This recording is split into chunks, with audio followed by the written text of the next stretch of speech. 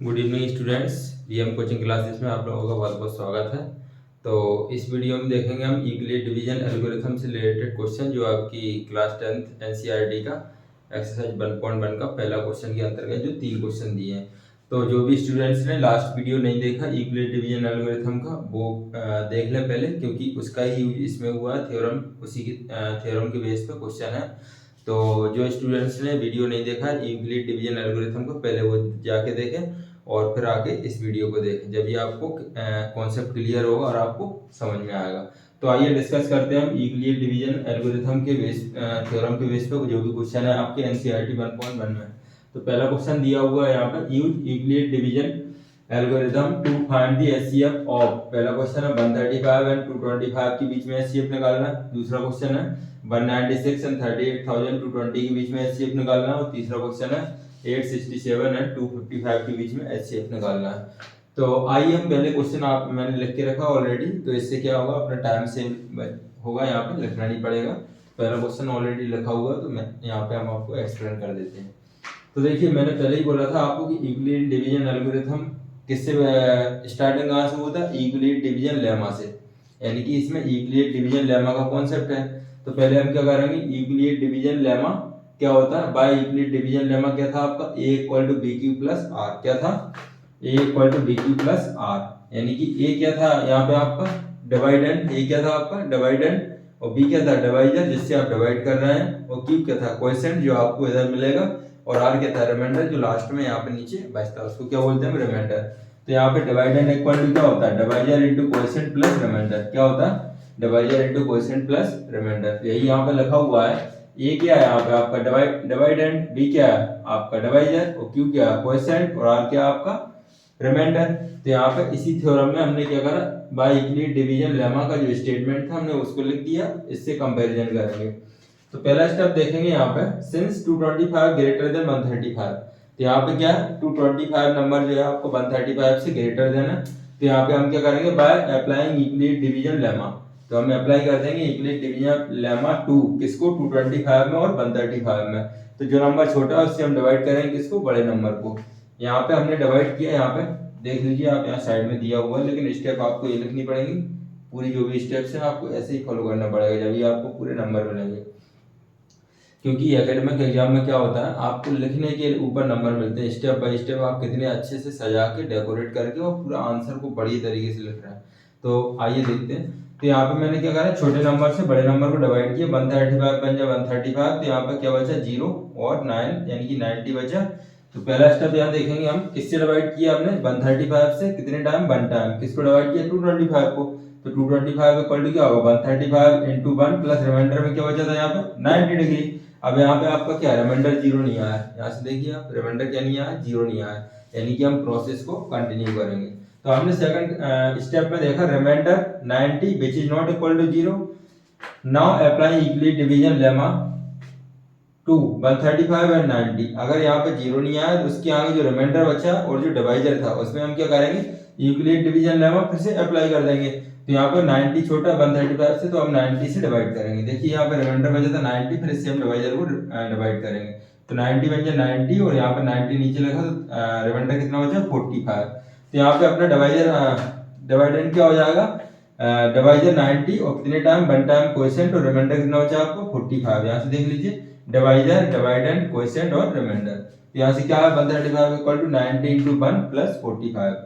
तो यहाँ से आपका रिमाइंडर फिर भी 0 नहीं आया, यानी कि आपको और स्टेप आगे देखना पड़ेगा, जब तक रिमाइंडर 0 ना आ जाए आप इसको कंटिन्यू करते रहेंगे। फिर मैंने क्या किया, यहाँ पे 45 क्या बचा था आपका कोई रिमाइंडर। तो आपने रिमाइंडर से फिर क्या किया, यहाँ पे डिवाइजर को फिर डिवाइड किया। तो 90 को 45 से डिवाइड करेंगे, 45 टू 90, यानी कि यहाँ पे रिमाइंडर क्या आ गया आपका 0 आ गया। तो यहाँ पे देखेंगे हम 90 इक्वल टू 45 इंटू 2, यानी कि आपने dividend equal to divisor into quotient plus remainder. तो यहाँ पे देखिए आप, रिमाइंडर क्या आ गया आपका 0। क्या आ गया आपका रिमाइंडर 0। तो यहाँ पे रिमाइंडर आपका 0 आ गया, जो आपका डिवाइजर था वही क्या हो जाएगा आपका दोनों नंबर का एचसीएफ। जो आपका डिवाइजर था वही क्या हो जाएगा आपका दोनों नंबर का एचसीएफ, यानी कि लास्ट में जिस नंबर से आपने डिवाइड किया वो दोनों नंबर में क्या हो जाएगा एचसीएफ। तो यहाँ पे 45 क्या है आपका, बी की वैल्यू क्या है आपकी, बी की वैल्यू। तो यहाँ पे क्या होगा, since reminder is 0 so HCF is 45। किसका एचसीएफ, 225 और 135 का एचसीएफ क्या आ गया यहाँ पे 45। तो आशा करता हूँ आपको ये समझ में आया होगा। इसके आगे दो क्वेश्चन वो भी मैं यहाँ पे कंटिन्यू करवा देता हूँ। तो आइए देखते हैं आगे क्वेश्चन।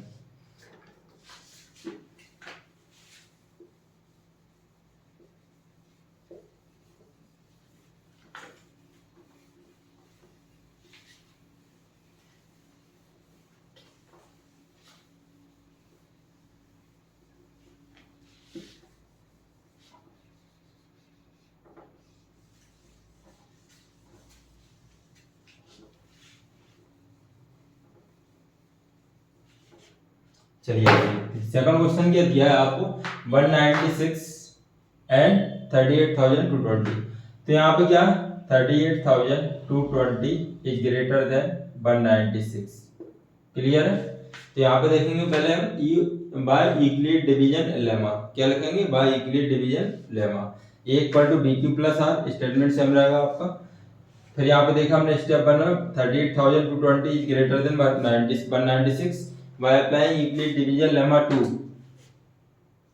196 and 38,220। क्लियर है बात। तो यहाँ पे हम क्या करेंगे यहाँ पे डिवाइड कर लेंगे साइड में पहले 196 से 38,220। तो 196 से हम यहाँ पे 3 डिजिट में देखेंगे 382 यानी कि इसका डबल करेंगे हम तो 400 में से 8 कम होगा यानी कि ज्यादा हो रहा है 2 टाइम। तो हम क्या करेंगे 1 टाइम करेंगे 196 बन जाए 196 12 में से 6 गया 6 यहाँ की कैरी यहाँ आएगी तो क्या बचेगा यहाँ पे 8 इसकी कैरी आएगी तो 186 2 यहाँ पे कैरी ले लेंगे। अब यहाँ पे हम करेंगे देखो 1800 लाना है तो किससे करेंगे हम 9 से इसका जस्ट डबल के आसपास। तो 9 6 या 54 9 9 जा 81 और 5 क्या होगा 86 और 9 बन जा 9 बन जा 9 और 8 कैरी था तो कितना हो जाएगा 17। यहाँ पे क्या बचा आपका 8 इसकी कैरी यहाँ तो ये 9 हो गया और यहाँ पे ये पूरा कैंसिल हो जाएगा। फिर यहाँ पे क्या लेंगे हम 0 कैरी ले लिया हमने। अब 196 का हम कितने टाइम पे यहाँ पे काउंट करेंगे 980 हो जाए तो हम काउंट करके देखते हैं 5 टाइम्स 5 6 जा 30 9 5 जा 45 और 3 48 5 बन जा 5 और 4 कैरी तो 9 ये क्रॉस यानी कि आपका यहाँ पे पहली स्टेप में ही क्या आ गया रिमाइंडर 0 आ गया। पहले स्टेप में ही क्या आ गया आपका रिमाइंडर 0 आ गया। तो आपका एचसीएफ क्या हो जाएगा 196। तो यहाँ पे देखिए पहले स्टेप में ही देखते हैं हम यहाँ पे क्या था आपका a equal to B Q plus R क्या था a equal to B Q plus R. a क्या रखा आपने यहाँ पे 38,220 इक्वल टू b क्या था आपका जिससे आपने डिवाइड किया 196 और q क्या है आपका 195 और रिमाइंडर क्या है आपका 0 यानी कि आपका रिमाइंडर यहाँ पे 0 आ गया है। तो आपका एचसीएफ क्या हो जाएगा b की वैल्यू क्या आ जाएगा b की वैल्यू। आपका अगर स्टेप 1 में ही 0 आ रहा है ना तो आपका स्टेप 1 में 0 आ रहा है तो जिससे डिवाइड किया है ना वही आंसर हो जाएगा। क्लियर है। स्टेप 1 में नहीं आ रहा तो स्टेप 2 करके देखोगे 2 में नहीं आ रहा तो 3 करके देखोगे जब तक कि आपका रिमाइंडर 0 ना आ जाए। तो ये हो गया आपका सेकंड क्वेश्चन। इस प्रकार से आप इसको नोट कर लीजिएगा। आगे देखते हैं थर्ड क्वेश्चन। आगे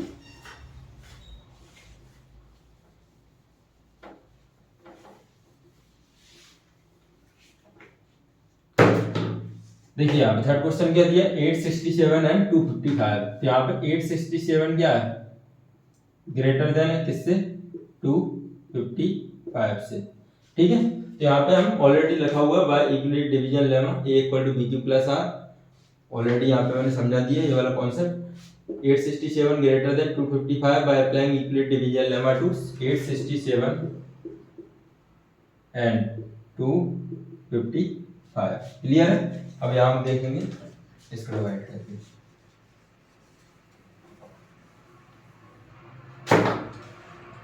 यहाँ पे छोटा वाला नंबर क्या है 255 और क्या 867। क्लियर है। तो यहाँ पे हम देखेंगे डिवाइड करके पहले देखो 255 को 867 से ज्यादा नहीं होना चाहिए। कितने टाइम करेंगे हम 3 टाइम करके देखेंगे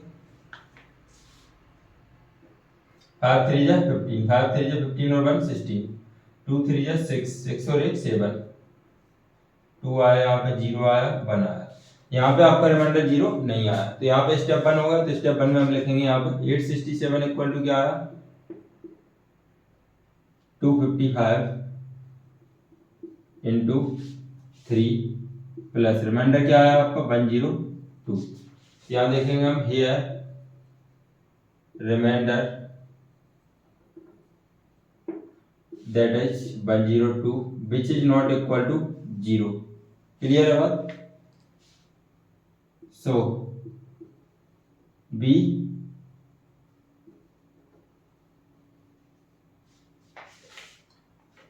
continue the process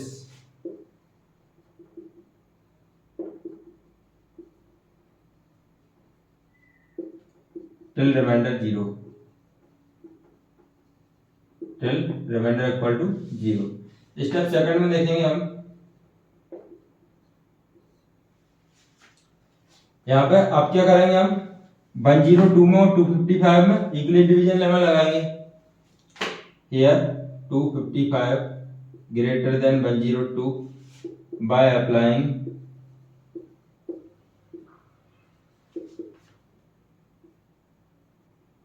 Euclid's division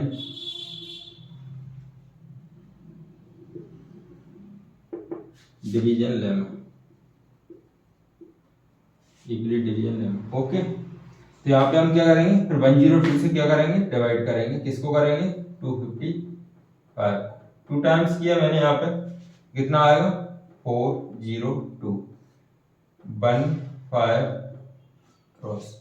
तो यहाँ पे देखा, यहाँ भी 0 नहीं आया आपका, तो यहाँ पे सेकंड स्टेप में लिखेंगे हम क्या आया, 255 equal to 102 into 2 plus remainder क्या आया आपका 51। यानी कि यहाँ पे भी रिमाइंडर 0 आया, 0 नहीं आया, तो क्या करेंगे, स्टेप 3 करेंगे। अब हियर रिमाइंडर जो कि क्या है 51 which is not equal to 0। Continue the process, continue the process. Clear है? By applying